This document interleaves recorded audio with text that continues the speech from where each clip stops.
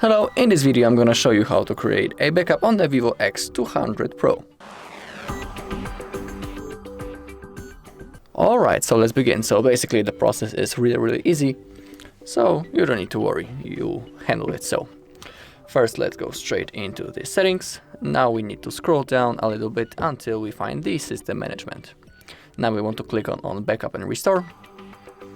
Also, if you want, you can enable the automatic restore when reinstalling an app, restore backup settings and data. And now simply click on backup data and now backup now.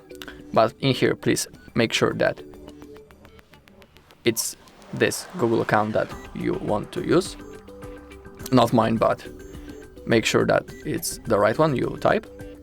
And remember to not lose the password, otherwise you won't be able to restore it in the future. So once you've done that, simply click on backup now. And now we need to wait until this thin blue bar gets to the end, and then your backup will be stored in the cloud. But we're not gonna wait that long. So that's all. Okay, so that's all in this video. Thank you all for watching. If you find this video helpful, please leave a like, comment and subscribe.